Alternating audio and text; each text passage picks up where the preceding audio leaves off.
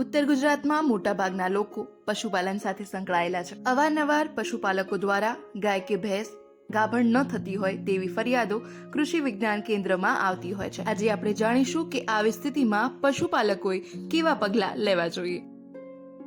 મારું નામ છે ડૉક્ટર શરદ એમ સોની અને હું કૃષિ વિજ્ઞાન કેન્દ્ર ગણપત યુનિવર્સિટી ખેરવામાં વિષય નિષ્ણાત પશુપાલન તરીકે ફરજ બજાવું છું.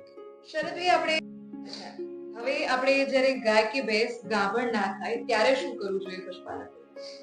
હા, તો ખૂબ સરસ પ્રશ્ન છે કે અત્યારે આ પ્રશ્ન ખૂબ જ જોવા મળે છે કે ઘણા લોકોના મારી ઉપર ફોન આવે છે કે સાહેબ મારી ગાય કે ભેંસ છે, વિયાણ થઈ 12 મહિના થઈ ગયા, 2 વર્ષ થઈ ગયા, હજુ સુધી ગાભણ થતી નથી.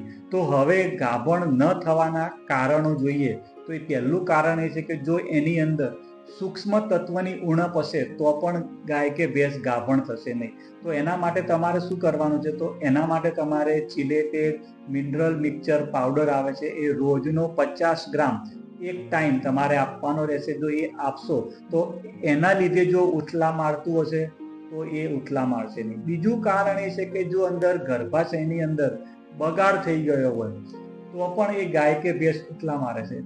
તો બગાડ થઈ ગયો હોય તો તમે તમારા નજીકના પશુ દવાખાનામાં જઈ અને જો બગાડ આવતો હોય, આપણે ઘણી વખત જોઈએ તો ગાય કે ભેંસ બેઠી હોય એટલે પાછળના ભાગેથી સફેદ કલરનું પ્રવાહી નીકળતું હોય, એનો મતલબ કે એના ગર્ભાશયમાં બગાડ થઈ ગયો છે, ચેપ થઈ ગયો. તો તમારે એના માટે 3 દિવસ સળંગ અંદર ડૉક્ટરની સલાહ મુજબ એન્ટીબાયોટિક દવા છોડાવવાની રહેશે.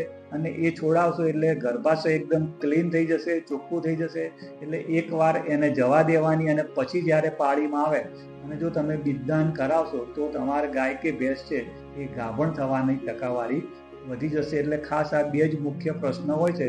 એ પ્રમાણે તમારે ગાય કે ભેંસને વિયાણ થઈ જાય અને જો 3 મહિનાની અંદર ગરમીમાં ન આવે તો પણ તમારે ડૉક્ટર બોલાવીને ચેક કરાવી દેવાનું.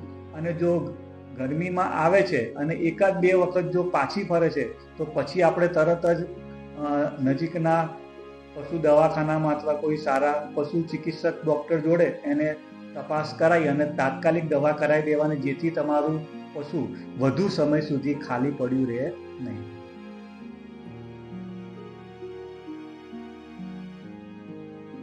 પશુપાલન નિષ્ણાંતના બતાવ્યા પ્રમાણે પગલાં લેવાથી અને પશુમાં જ્યારે તકલીફ જણાય ત્યારે તેને પશુ ચિકિત્સક પાસે બતાવવાથી ખાસ કરીને ગાયોમાં અને ભેંસોમાં આ રીતની તકલીફને દૂર કરી શકાય છે.